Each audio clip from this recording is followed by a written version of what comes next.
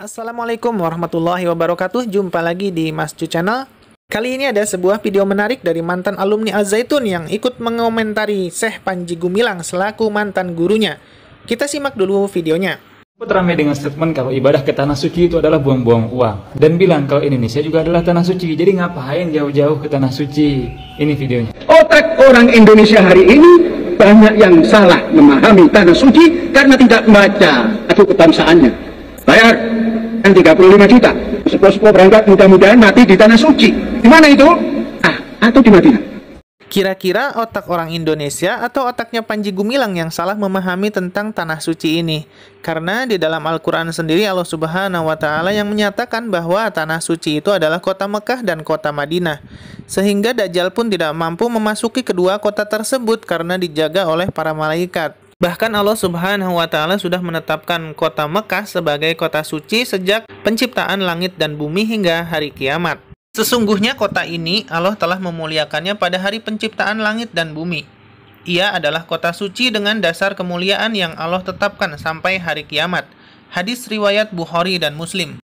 Dalam hadis Bukhari dinyatakan bahwa saking istimewa dan sucinya kota Mekah tidak dapat dimasuki Dajjal.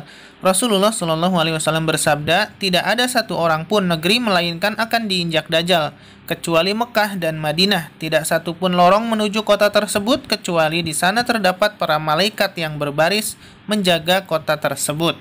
Kota Mekah dijuluki tanah suci karena di sana terdapat Masjidil Haram dan juga Ka'bah sebagai simbol.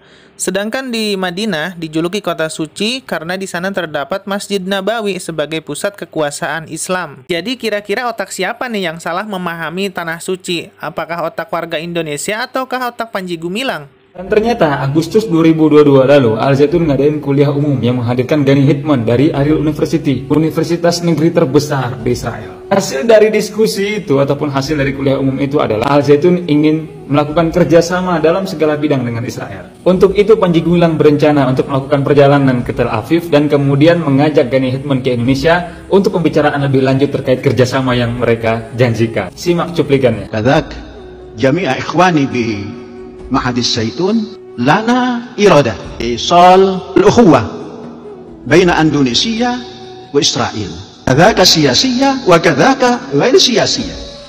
أولا أنا كنت حاضر إلى تل أبيب، بعد ذاك أنا أحملك إلى جاكرتا. طيب. Nah, kan makin jelas arah pembicaraannya kemana. Katanya Panji Gumilang ini adalah pimpinan pondok pesantren Al-Zaitun, tapi di sisi lain dia juga menjalin diplomasi politik dengan Israel. Dari sejak zaman Bung Karno, Indonesia tidak pernah menjalin hubungan diplomasi dengan Israel. Dan bukan hanya Indonesia saja, tapi juga ada sekitar 30-an negara yang tidak mengakui Israel. Katanya Panji Gumilang ini madhabnya Bung Karno, tapi bertentangan dengan sepenggal kalimat yang ada di dalam Undang-Undang Dasar 1945, bahwa sesungguhnya kemerdekaan itu ialah hak segala bangsa. Oleh sebab itu, maka penjajahan di atas dunia harus dihapuskan. Dan parahnya lagi, Panji Gumilang menganggap kaum Yahudi itu adalah kaum yang tertindas, padahal justru sebaliknya kaum Yahudi lah yang menindas kaum Palestina. Nah, ibadah ke tanah suci aja dibilang buang-buang uang, sedangkan mengunjungi Tel Aviv dalam rangka diplomasi katanya itu biasa-biasa aja. Di akhir video, Panji Gumilang bilang gini nih ke Gani Hitman. شكرا كثيرا يا أخي المحبوب. شكرا كثيرا يا أخي محبوب. Dengar kan kalau di akhir video Panji Gumilang manggil Gani Hitman dengan sebutan Akhil Mahbub yang artinya saudaraku tercinta. Memang betul sekali apa yang disampaikan oleh Ustadz Abdul Somad bahwa Panji Gumilang ini adalah antek-anteknya Yahudi. Sampai-sampai memanggil si botak tadi dengan sebutan saudaraku tercinta.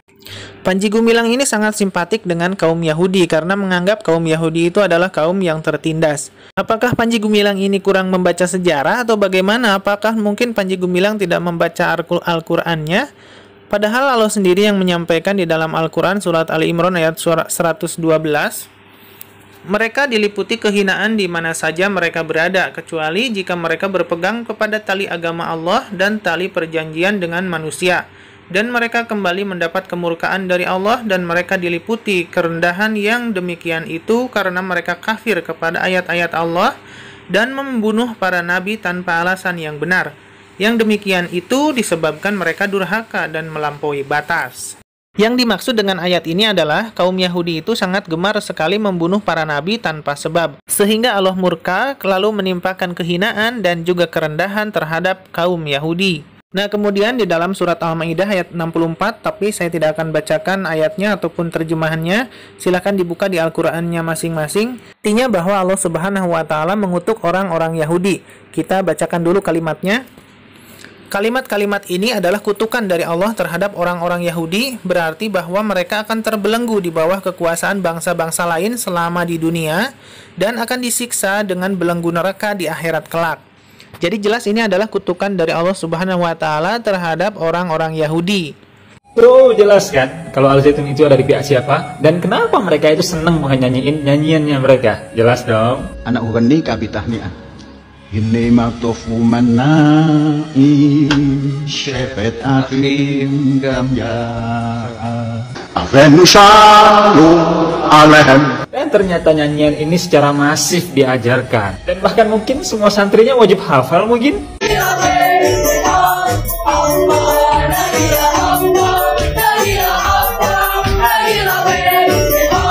Nah, udah baca Al-Qur'annya dipotong-potong, kemudian baca sejarahnya juga ternyata setengah-setengah. Pernah baca utuh nggak sebenarnya Pak Panji ini terkait bangsa Yahudi ini? Padahal kan dia sendiri yang bilang kalau bangsa Yahudi itu adalah bangsa yang terombang-ambing, yang tidak diterima di bumi manapun. Pernah baca nggak apa sebabnya? Kan nggak mungkin tanpa sebab kan? Membuat gerakan Zionisme yang tujuannya kembali kepada negaranya untuk menghimpun bangsa Yahudi yang eksodus kemana-mana dan tersiksa di mana-mana. Jadi tujuan Panji Gumilang ini adalah ingin membangun suatu gerakan yang mana gerakan ini dinamakan gerakan Zionism, yang intinya gerakan ini bertujuan untuk menghimpun orang-orang Yahudi yang dianggap oleh Panji Gumilang adalah orang-orang yang tertindas atau kaum yang tertindas, orang yang tersiksa. Maka tidak heran jika di Al-Zaitun itu sering menyanyikan lagu-lagu Yahudi, sering melantunkan salam-salam Yahudi. Dan mungkin santri-santrinya banyak yang diajarin atau mungkin diwajibkan untuk menyanyikan lagu-lagu Yahudi tersebut. Ya, contohnya saja kemarin saat di demo Al-Zaitun ini dengan bangga menyambut para pendemo dengan menyanyikan lagu-lagu Yahudi. Walaupun sudah banyak dikritik oleh berbagai kalangan di media sosial, tapi mereka tetap ngeyel dan mereka tetap ngotot seakan-akan mereka tidak merasa bersalah, tidak merasa berdosa dengan menyanyikan lagu-lagu Yahudi tersebut. Tentu ini adalah suatu bentuk tasabuh terhadap orang-orang Yahudi yang mana hal tersebut dilarang di dalam ajaran Islam. Untuk menghimpun bangsa Yahudi yang eksodus kemana-mana dan tersiksa di mana-mana. Toh umat sebelum umat Nabi Muhammad ini kan banyak. Kenapa hanya bangsa Israel ataupun orang-orang Yahudi ini yang terusir? Baca nggak sampai ke situ? Katanya suruh baca. Si paling baca. Oke, kalau malas baca nih, saya terangin aja deh di sini ya.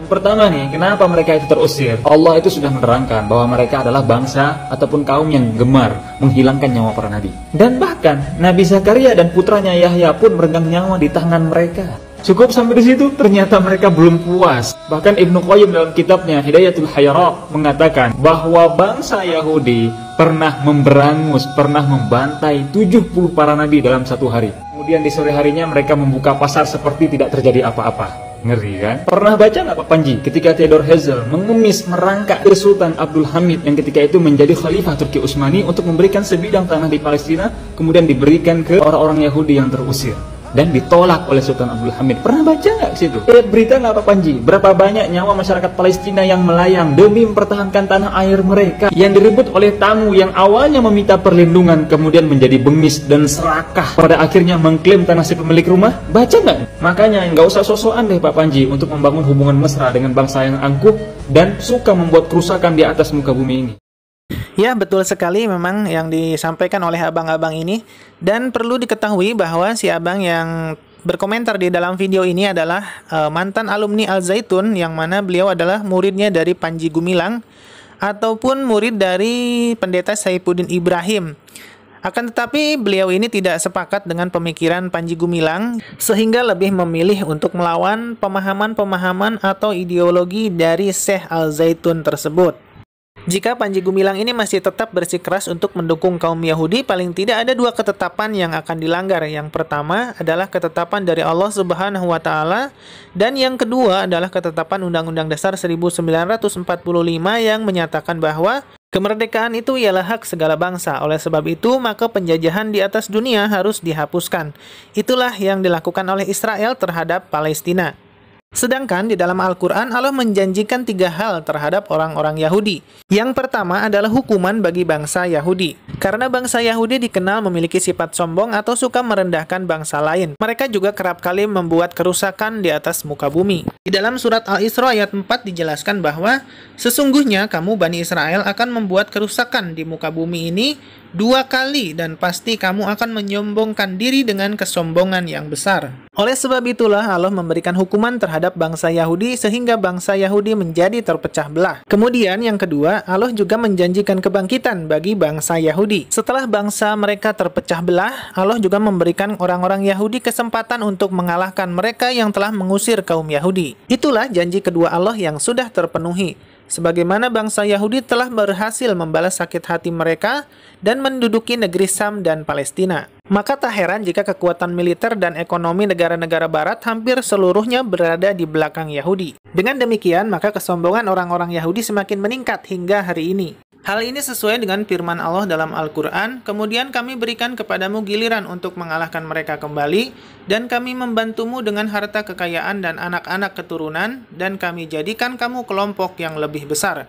Karena janji Allah yang pertama dan yang kedua sudah terpenuhi, maka kita tinggal menunggu janji Allah yang ketiga, yaitu kehancuran kembali kaum Yahudi. Dengan demikian, penderitaan yang dialami oleh rakyat Palestina akan segera berakhir. Karena kekejian Israel hanya akan mempercepat datangnya penghakiman dan murka dari Allah Subhanahu wa Ta'ala. Demikian dari saya, mohon maaf jika ada kekurangan. Jangan lupa tekan tombol subscribe dan nyalakan lonceng notifikasinya. Sampai jumpa lagi di video selanjutnya. Assalamualaikum warahmatullahi wabarakatuh.